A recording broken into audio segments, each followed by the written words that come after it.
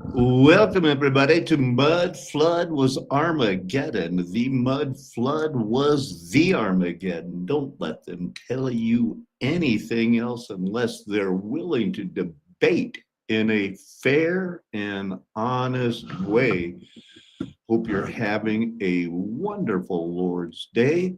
Let's start with showing the famous disclaimer. Satisfied. Oh, am I doing the thing right?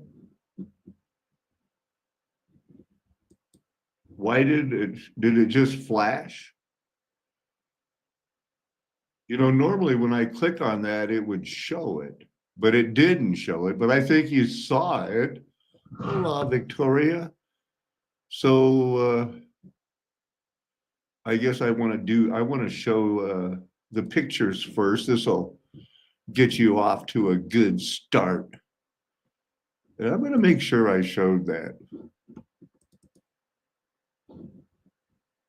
There it is.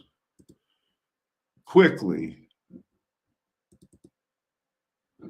The revolution about to be televised. You picked the right time, but the wrong guy. That's what Mr. Lamar said at the halftime show for the Super Bowl. It was this line draws on Gil Scott-Heron's iconic jazz and soul-infused spoken poetry track. The revolution will not be televised. About to be televised. The largest party ever, they said, at the Super Bowl. Now, here's something that said Austin returned to Louisiana to recruit settlers. He offered 12 cents an acre, 10% of what comparable acreage sold in the United States. These settlers were going to Mexico. They had to satisfy 4 regulations. One, they had to be Roman Catholic. Thanks, Wikipedia, for leaving out Roman, because this would normally mean they had to be Universalist, whatever that would have meant. Good character, cultivate the land within 2 years. There's slavery down here. They found out in 1822, Mexico was all about equal rights for all races and opposed to slavery. Well, the famous Texan wasn't going to deal with that. Just who's happy? Who's happy? Who's happy in America? For these guys that like to show skin. Look at my daughters showing skin. Not plagiarizing. We're a very happy family. A happy family. Accused of copyright, cinematography, plagiarism at the Sundance Festival. You think she got into school or got a job because of her name? Name. They call me Stacy. Malia Obama accused of plagiarism after directing ad for Nike, shockingly similar to filmmaker's Sundance film. This is from today. And I guess this is where they're like, I would like to do a show. It's 4:30 in the morning. I'm wide awake, slept like a baby. I didn't know it would take this long. How could it be possible for any individual with his or her infinite emotions and experiences to be condensed to one single quality to tolerate for the rest of their lives and to choose at the mere age of 16? Well, back in 2011, when this was a review for the book Divergent, the basis of the social structure in Divergent is that each faction fulfills a role in society. This book's was the most popular book in the world. Maybe. I don't think so. But anyway, this University of Wisconsin Whitewater student newspaper, Royal Purple News, Abriel Backhouse wrote, it just didn't seem, the entire system seems insustainable, allowing people to choose their own destiny and the rest of their lives at the age of 16. Yet it was a big deal. It was a big deal. Was I sharing that? Did you see all that? Hopefully that wasn't a blank screen.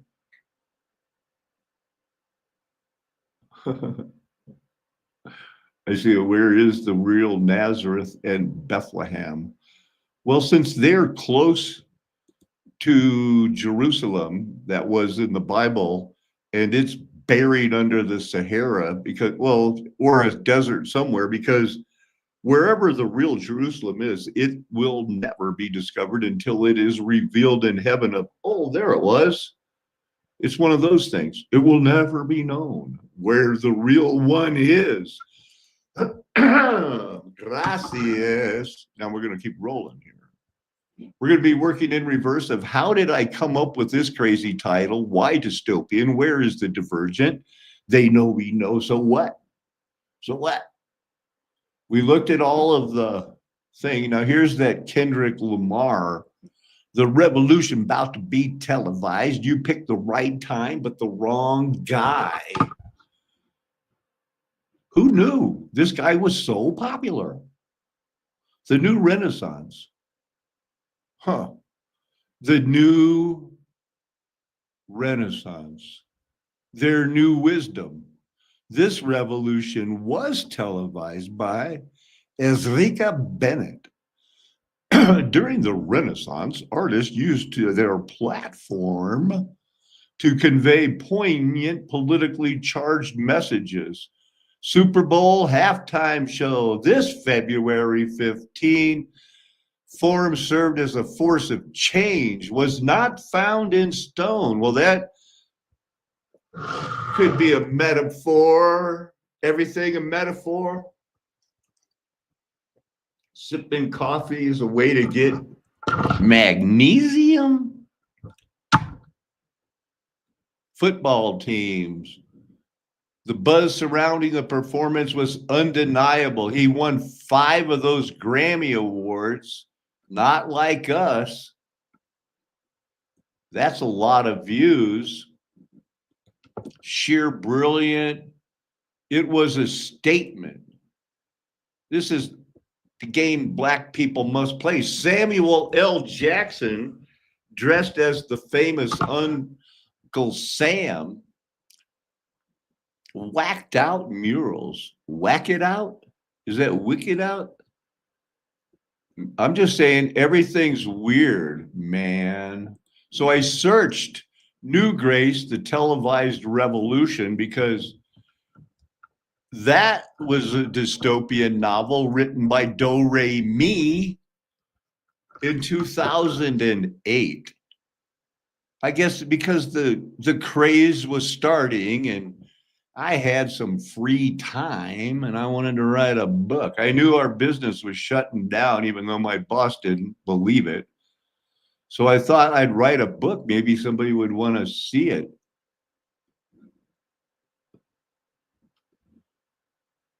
That is why everyone is smart, very attractive, and genetically fit. So how do a television star, his rich father, along with an up-and-coming rock and roll band, save the struggling country?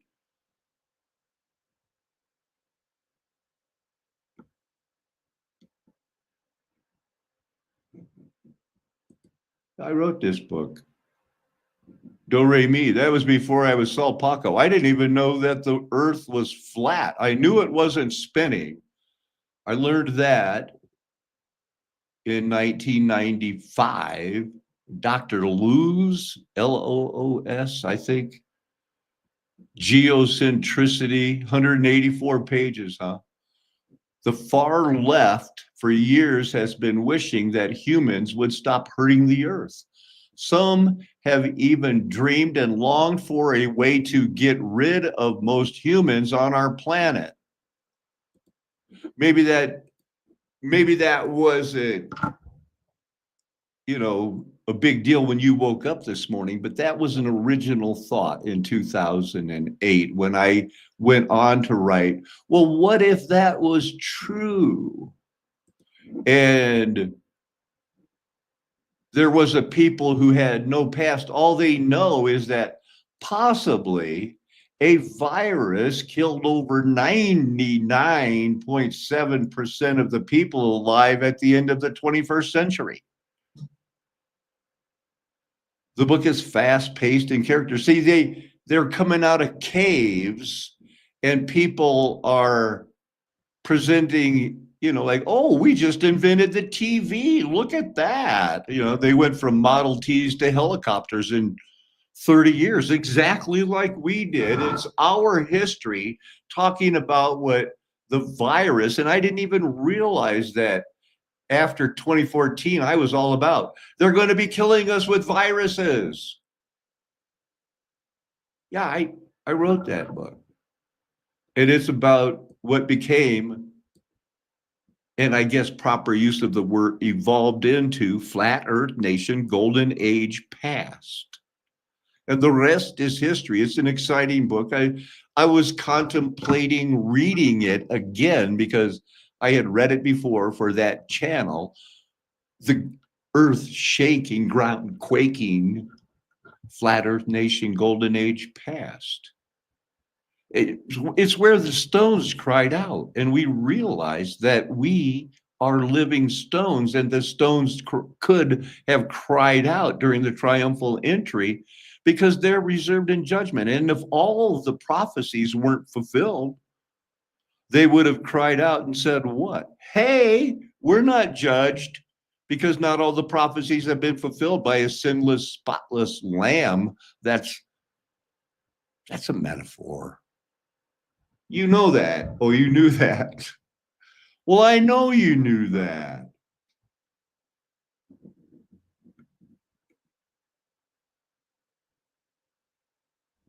Am I logged in? Oh, I don't want to log in front of everybody, but that's my book. I'm going to read part of it. One could argue that all this was beside the point. No central government had ever had enough influence in faraway Texas to enforce its laws, and Mexico would prove no different.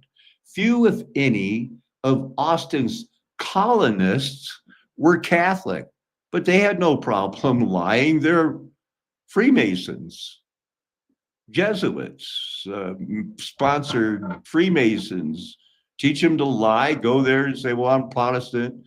For instance, no one did a thing about it, but Austin's lobbying efforts were less about reality on the ground than his own advertising. He needed cotton growers. Cotton growers back then had money and they invested in slaves. So he told the Mexicans, we're only going to do it for a couple of years and then we're going to take you over.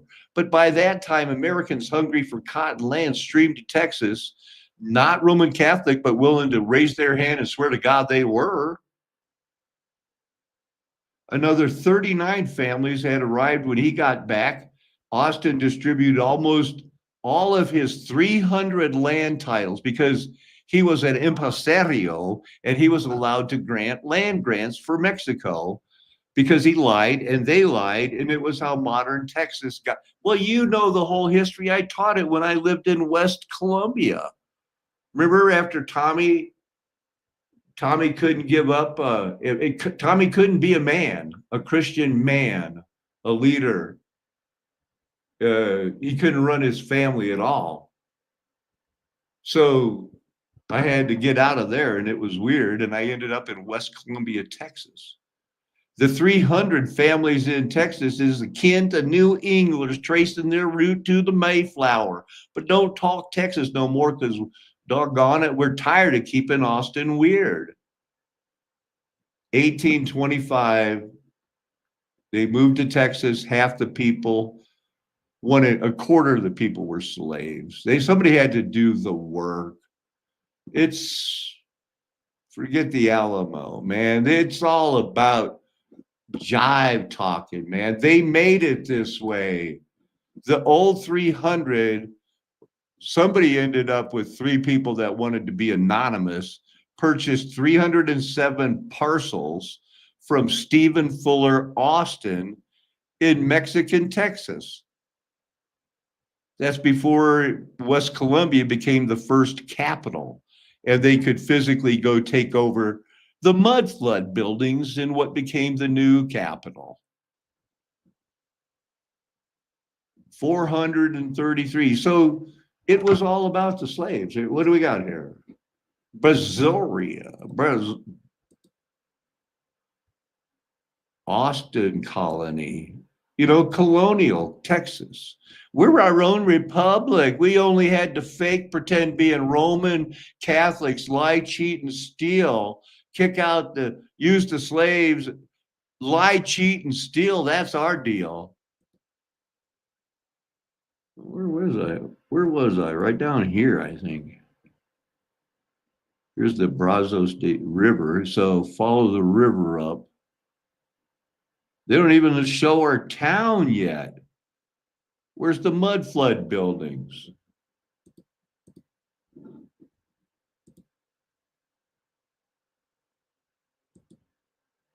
The historic 300. Schweringen. I wonder if this guy ended up going to, or one of his children going to North Dakota or South Dakota, where, the Black Hills of Dakota, there was a Schweringen that was a real piece of work, tricking people into coming there and then making them be prostitutes and stuff like that. Anyway, that sounds like a rabbit trail. Site of Woods Fort. All right. Well, there they are. These guys did it. And I ended up here in West Columbia, Texas. You were all there with me. And I did not know that it was established by Josiah Hughes Bell. Because I know that, this girl, Josiah Hughes Bell, was a Nee Hughes. That's how they got in there. So there we were. I was a little bit further up than where I thought it was. You remember, I think I showed, what's that? Charlie Brown, a black man who loaned money, but then later on, under the new laws, you're still just a black guy, even though he owned approximately 3,000 acres, including much of the land in West Columbia. Married a former slave from the Dance Plantation. When he died at his home in 1920, he owned several counties' first cotton gin, businesses, grist mill, sugar. It just seems weird that there's always a boule. I'm going to have to say, I guess this guy was a black Freemason. Everybody else was enslaved, but he did it. Now, this is right across the street. You used to see me walk my dog there.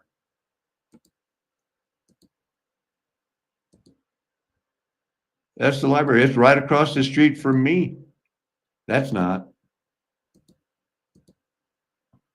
There's the old theater. That used to be a racquetball. And it's just a torn down, old worn out town, man.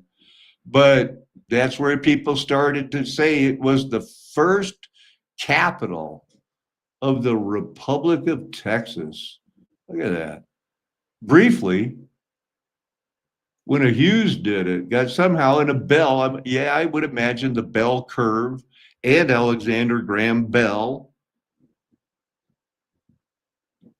I don't think they way too far out of their familiar batting lineup of like, here's your new stars.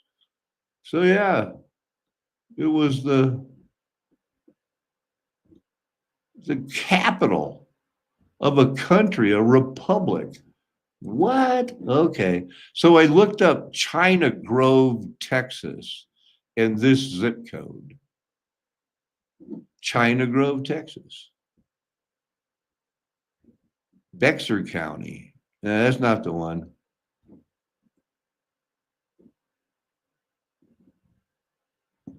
It's mentioned in the 1973 song talking about the China Grove. Whoa, whoa, whoa. Oh.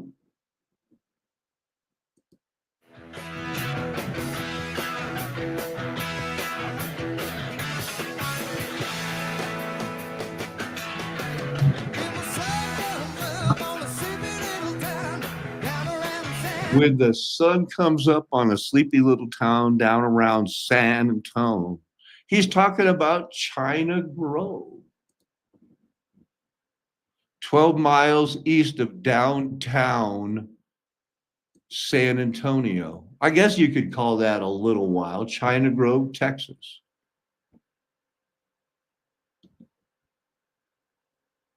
But we're looking for, this article is about the San Antonio. The China Grove Brazoria, I don't know. We want to know about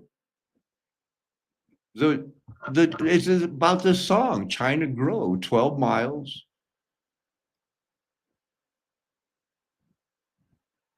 It was a plantation.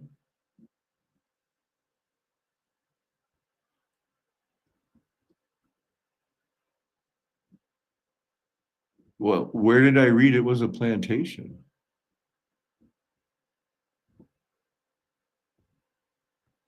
Densely populated 303. I got to speed read this right now. Said he heard about China Grove on a way to play a concert in San Antonio. Probably named after a grove of Chinaberry trees. So I think I had to look up this guy.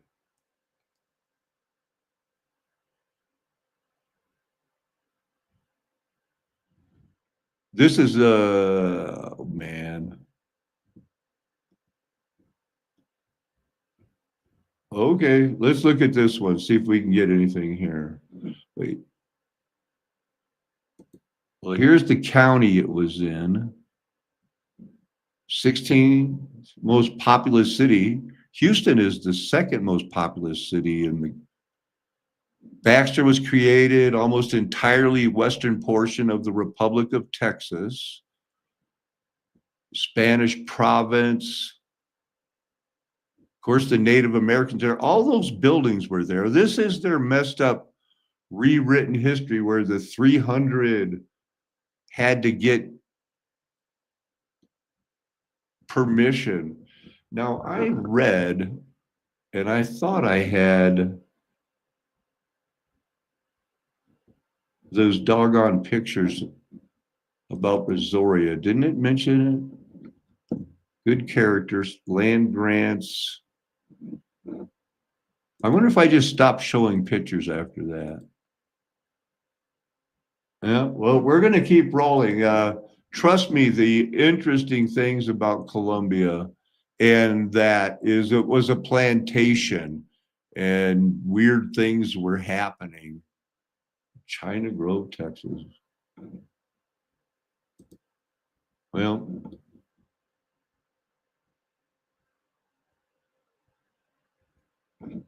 this is it. This is the one down where I was around Angleton, named for a plantation constructed by this guy. Well, that took long enough. That was painful enough. Grew figs and oranges. It's all a fake. But I knew it was started by as a plantation. 2 schools, one for black. There was 87 in 1896. 108 with 2 teachers in 1906. It had 7 white students and 1 teacher. All right. Well, I'm glad we got that settled. How to do a wrestling move. I guess I was bored. Okay, so Special Agent Jose Irizarry, he's sentenced to prison for money laundering in 2020. That's all we need to know about this guy. I looked him up from here because here he was hired by the United States as a drug enforcement agent despite failing a polygraph. So 11 years later, he's going to jail with his wife. They think he was bilingual, and, in 2011, yeah, let's get going. Let's do it. He's going to jail. Him and his wife got sentenced to jail. Wait, I heard about it because this guy, an alleged smuggler in Colombia, had a secret ally. Oh, so it goes much deeper. This is also from yesterday. Diego Marins, he's the ultimate survivor. He lasted a long time down there in that Cali cartel because he had friends in the U.S. Drug Enforcement Administration. So he figured you lay low, you do it right, and then boom. Did you know that Pablo Escobar's family all moved to the United States like 2 years ago, and all of that Murtra Otha order of silence, they're rolling over, and he got freedom for 17 people that were in his drug cartel family. Amazing. So she did all she did. Remember that picture from the Purple Scholar? Here's that book review. That girl that wrote it. Divergent is found a favored place on my list of good reads. Read 500 pages in only a few hours. Well, that's getting it done. American novelist Veronica Roth. I'm going to say that sounds like a Jewish name because I knew a Dr. Roth, and he was the only Jewish person in Grundy County, I think, except his wife. And I wonder if they had kids. Well, maybe they did. Wrote, has been compared to the Hunger Games and Maze Runner because Dystopian's novels all came popular in like I would say 2008 when I was starting to write mine because I saw it came in. So there's a couple of girls, that dairy fruit, but mostly it's the royal purple and from Whitewater that talks about quoting her thing here in the royal purple, explaining that in a future version of Chicago, after freeing itself from the threshold of apocalypse, society has split into 5 factions that endorse and live by a single core value. The Hunger Games that you talked about, this one doesn't. Maybe this is only for the elite. You heard the way I said elite? I don't know where that came from. That's how I like to use my voice to be like, to make fun of them because they think they're elite. But while admitting that we're all equal, dystopian novel full of action, bravery. Anyway, where's that thing, that quote about the 16-year-old? Through the brutal initiation, Beatrice finds out not only what she's made of, but what it truly means to be a divergent. Founded on 5 character traits, the entire system seems insubstantial. That's not a real word as far as I know. That's a single time I've ever heard it used. Means not enough or not strong enough. Very Cambridge University of Press has it. I think that maybe this girl must have went to school there or something. Lacking strength, insubstantial. Well, I guess you just throw it in front of it, like indigenous.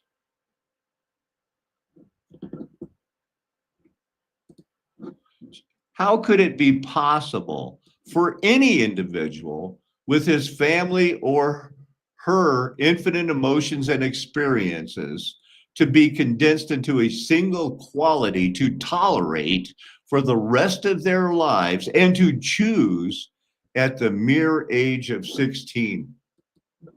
When I read that, I thought, imagine if she made that argument 2 years ago about the DEI saying, well, I want to go to school here, but you guys teach that a child can choose its own sex, and that's science.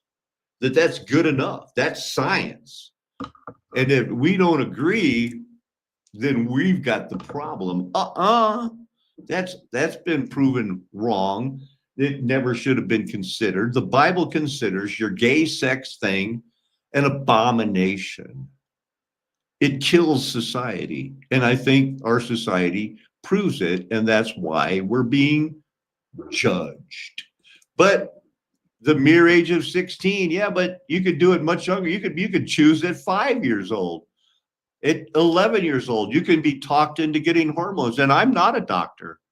Yeah, I gave the disclaimer. I am a religious teacher of the Bible. The Bible teaches that anything that it does not approve of and calls an abomination, we're obligated to believe it's an abomination. It's not good. You can't color it good. It's wrong.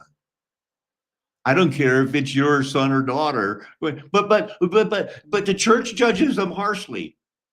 Yeah, they call them abomination. She's divergent and is able to decide what faction she will spend the rest of her life in. The others are born into it. If your mom and dad are one of their 5 factions, you're that. But if you're divergent and can prove it, anyway, boy, Veronica Roth kept her story entertaining, you know. Did I look up Veronica Roth? I might be stepping out here now. Veronica Roth, Jewish girl, novelist, short story, sold more than 35 million copies worldwide, but it's been overshadowed by the other ones because hers is for the rich people. Born to wealthy rich people, I would imagine, in New York City. Well, she was raised in Barrington, Illinois. I raised my children about the same time. She's a little bit younger, but we played volleyball against these guys and stuff. We're from Lake Zurich. They're from Barrington. Barrington is richer. It's one of the richest towns in the world. And that's why I live close to it, but I couldn't really live in it, not and raise 4 children. Parents divorced when she was 5, married Frank Ross, a financial consultant for landscaping companies. That's good. Both Jewish people of Polish descent, I'm sure. He was always, they learned about Christianity, turning a Christian Bible study. So now where'd that Roth, the name is, wow, I couldn't have been crazy more wrong, huh? Are they Christians? Huh. Stayed with it. I wonder if it was Willow Creek. Willow Creek and Harvest both started right there in the same area, a couple miles from where the Jesuits and the John Birch Society started, where I worked, the world's largest Christian homeschool supply company, Christian Liberty Academy satellite system, Christian Liberty Press, Church of Christian Liberty. We knew these guys. We hung out with them. I didn't know her specifically, but she got hey, I'm going to go to college, and transferred to Northwestern, private Minnesota college. Okay. All mud floody, I'm sure. She wrote her first book while she was on a winter break. That's about 2 weeks of her senior year at Northwestern. This is where they supposedly faked the atomic bomb. She got it published by the end of her senior year. She got her senior year, found an agent by the following March. Her career rapidly took off, publishing rights for a movie, or no, publishing rights sold before she graduated from college in 2010. Film rights sold a year later, and it, boom, the rest is history. 35 million copies worldwide, 2 novels, 5 million in 2013 alone, just as the film based on the novel was wrapping up. The Divergent. Does these pants make my butt look fat? I'm not looking at your butt. Yeah, they were. It's what it's all about. Transfer the list. I don't got time to get into what this movie is about. I barely remember it. I remember it was in Chicago and they were jumping on and off of trains. She wrote it while she was in college. I believe she was destined to be famous. Yeah, she keeps it entertaining. Danger, love, betrayal. What's not to love? You write it in a couple of weeks while you're on break. You come back and everybody goes, let's publish it. Let's sell it. Who's this? She's a young adult fiction writer also. Her novel Matched was a #1. Is it dystopic? Oh, you better believe it is. It was right there. It won the best teen list thing there that year. Well, I wonder if it was beating out the Divergent. She's from Utah. I just wanted to, who else was competing in book writing? Well, she, just as Miss Roth was, this was young adult literature for children's literature. The Deseret Book Company, doesn't that just say it's Salt Lake City? It's Mormon. Deseret used to be the name of when they wanted Deseret to be their own country, encompassing most of, all of Utah, a lot of California, Arizona, Colorado. It was big. So they're the ones that are getting published, and they're preparing for the end. They're all about that survival. How are you going to survive?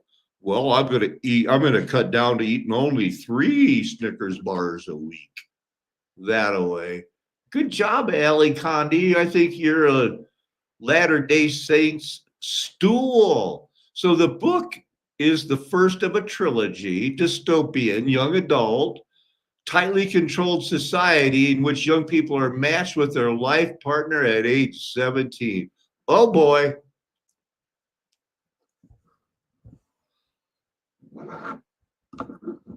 Never read it, probably won't, but it's one of those things.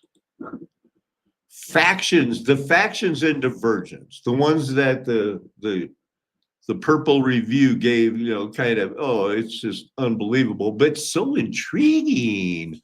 They have the brave, they're called dauntless, the kind, amity, erudite are the intelligence, abnegation, selfless, candor, honest.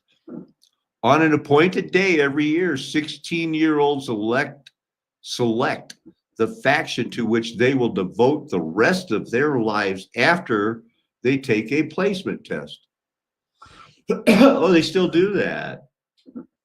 Veronica Roth, she looks like somebody from the Hunger Games. She looks like she could be a movie star. Described the factions in her Christian understanding, and she's still living it when she was doing world building classes at Northwestern University. And then during the winter break, she said that was so good. I'm going to write a book. Oh, well, that's it? Oh, and here it famous once again, the reviews from the purple pun prognosticators. I know that's not it. Purple scholars. So here's what I might have had this set up here. Each faction fulfills a role in society.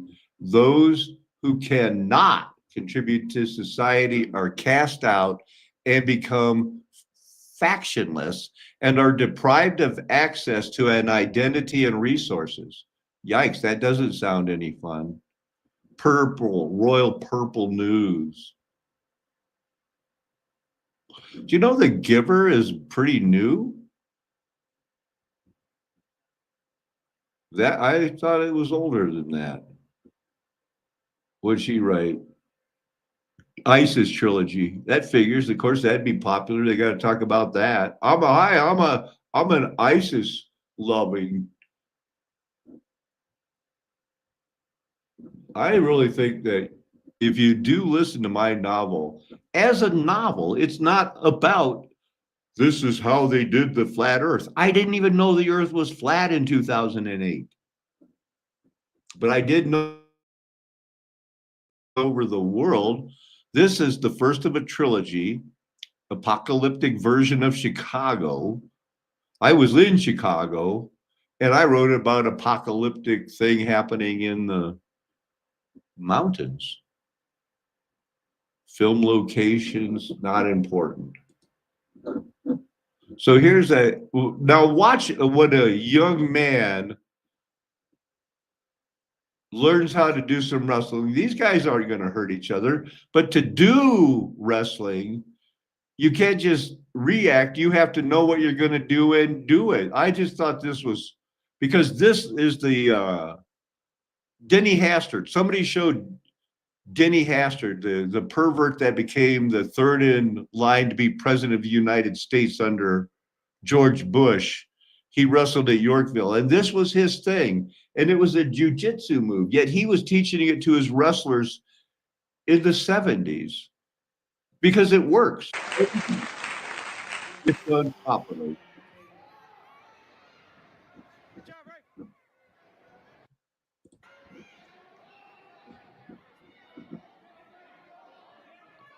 Always choose down. Go. Hit that Granby. Boom, you're free. You can't stop that. You can't touch it.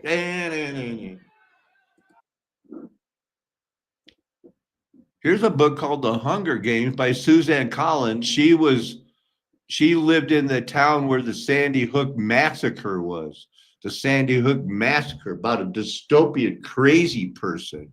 She wrote that book. So these are the books from 2008. Hunger Games came out. Wow. Oh boy. I never heard of any of these other ones.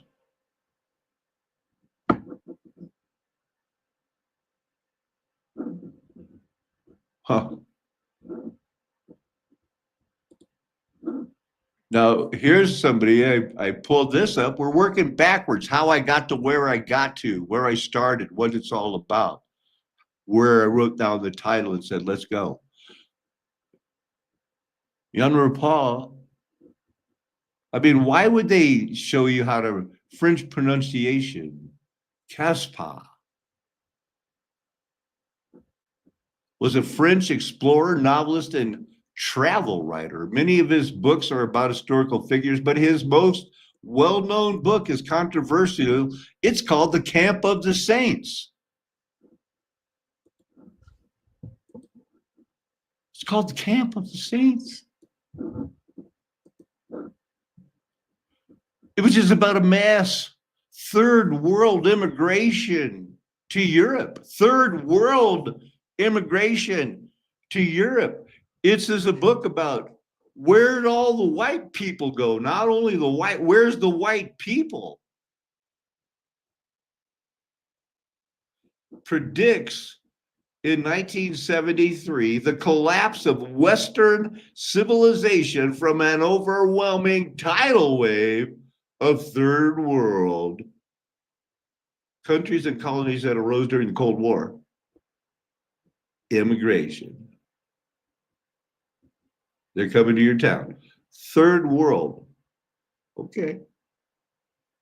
I guess South America wasn't considered third world. Only parts of Africa were. The other parts unknown. I'm glad. What are the... We're third world? That can't be right. Who's third world here? First world nations. Okay. Look at all that. Second world. Mexico, you've been demoted to third world. Wow. In 1973, I guess. Strictly speaking, third world was a political rather than an economic grouping. Well, thanks. Appreciate that. Glad they have an economic core in the third world. Okay, so he wrote that, let's see, not much really about him here. I think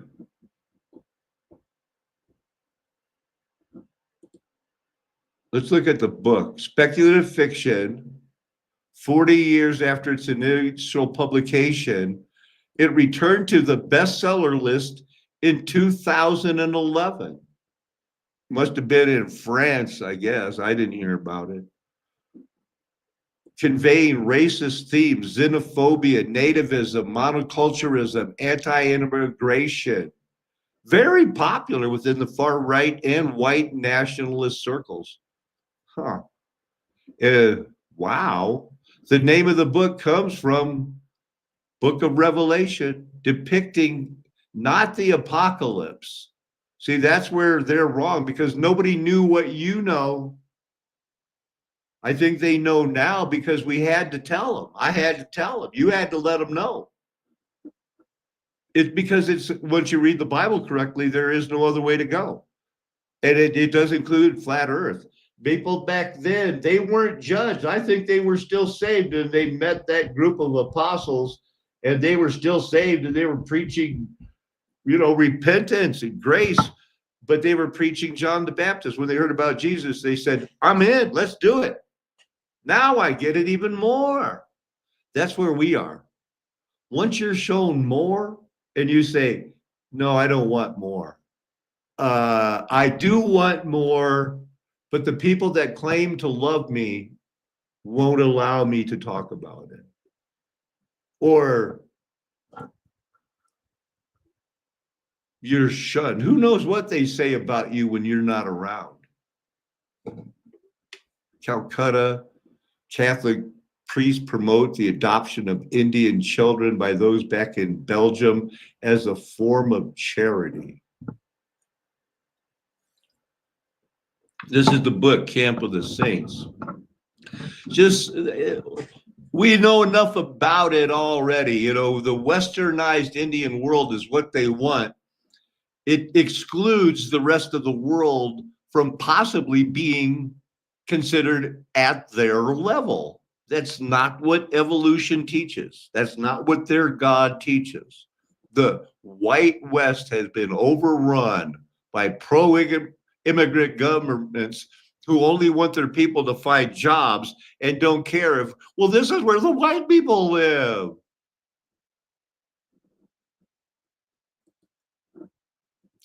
Camp of the Saints. There it is.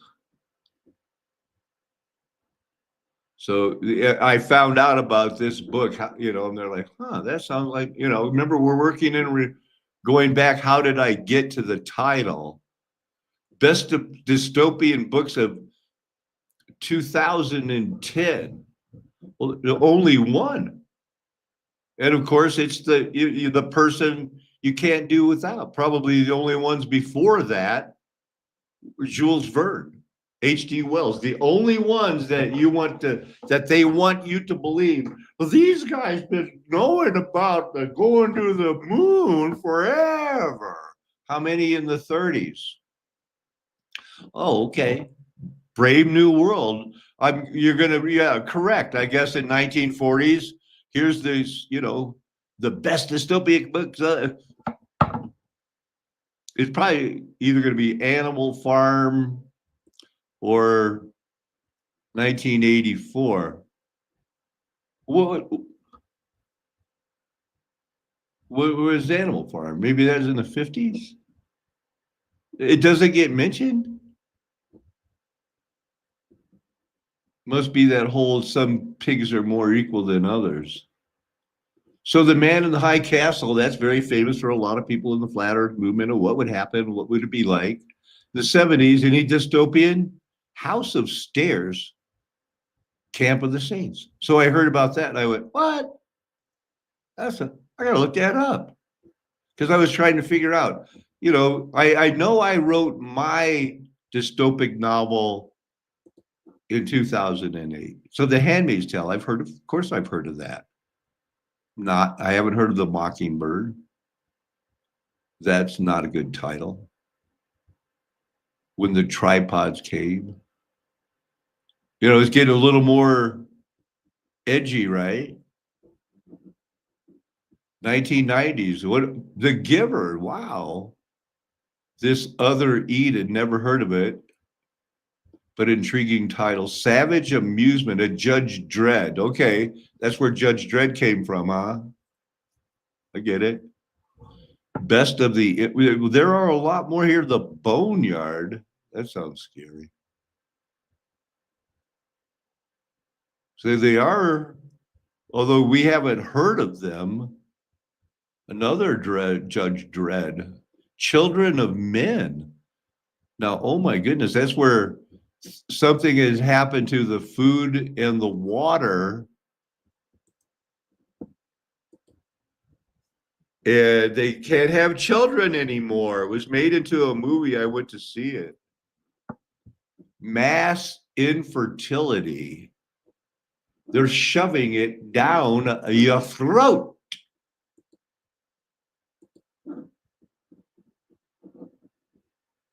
A lot more books in the 90s and 2000. Only the Hunger Games, Catching Fire, Year of the Flood, The Road. Oh, that's scary, I heard. Genesis, Oryx Crake, Maze Runner, Uglies, Jennifer Government. Now that's an interesting name. Life as We Knew It, they're very interesting. Pretty Specials, Gathering Blue, Hunger. Okay, this is a long one. Somebody after 2001, 9/11, it's all of a sudden, prepare the world for the double cross. Yeah. So I think that's when I'm there like, yeah, it's time to write a dystopian novel. So I did. I'm going to read it too. Always with the Judge Dredd, robot-like judge, jury, executioners.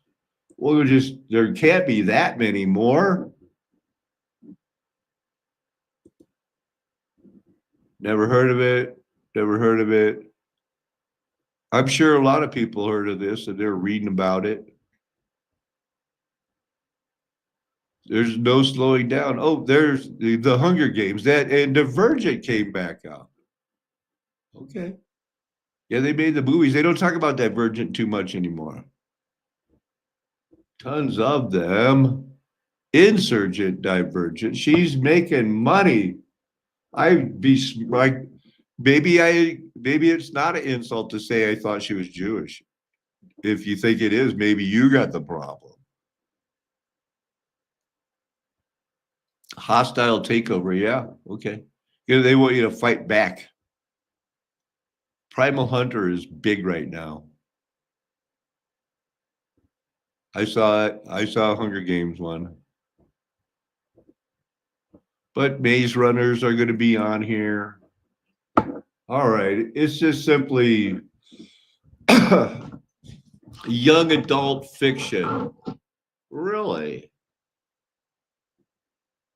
Mockingjay? These things where the people, young adults, are hunting each other to death is what you like to call young adult fiction. I mean, is that programming them more than here's your globe, here's your Twinkie, here's your dystopic future? Divergent, and these don't come off as, these are PG-13. Article 5.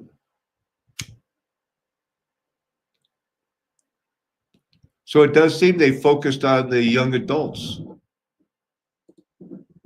Here's the bookshelf in 2014.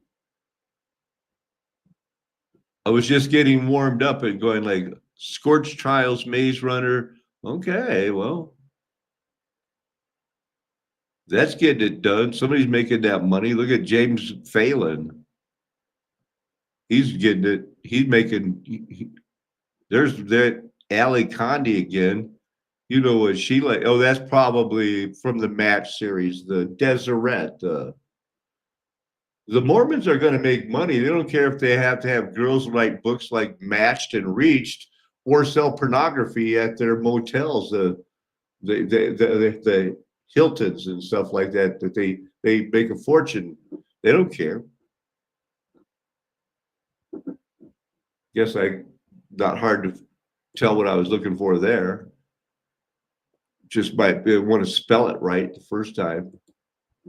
Revelation 6.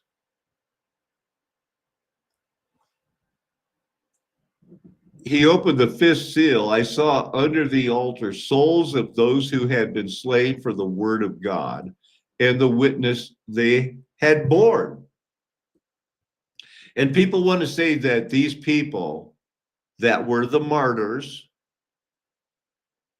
are going to live and reign on earth in a Jerusalem. But in the scripture, in chapter 6, when there's a couple of different continuous, one prophecy really, but the revelation explains it in steps.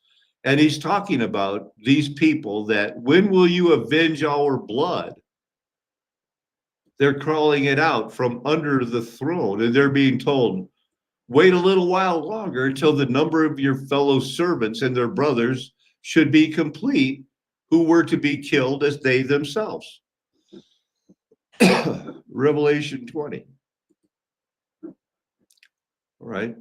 These people, I saw the souls of them that had been beheaded for the testimony of Jesus and for the word of God, and those who had not worshiped the beast or its image and had not received its mark. They came to life. They were alive. They were conscious enough to be able to go, did you see how they burned me alive? What vengeance, or whatever, however that would go down.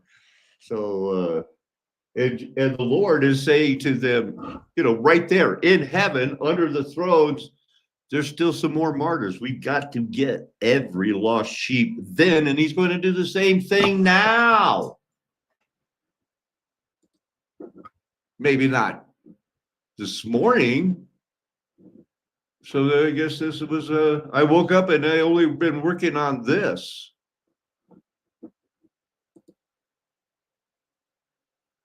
This is my algorithm.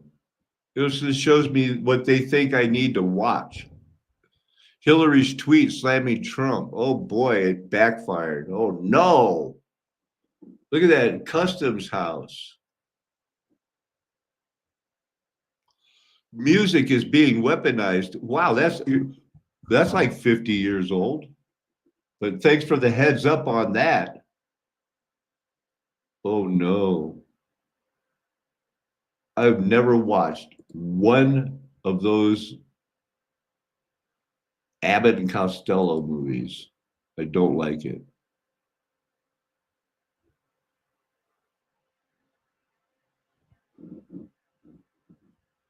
So that's going to wrap it up. Oops.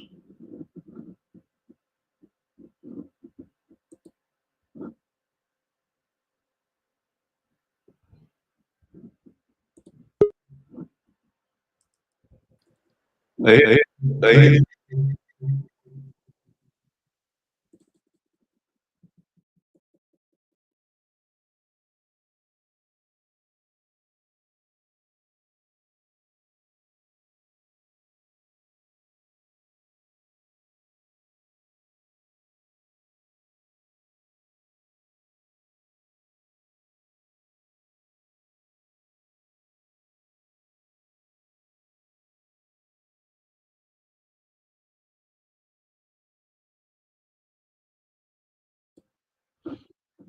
is there confusion here? Yeah, there is. I keep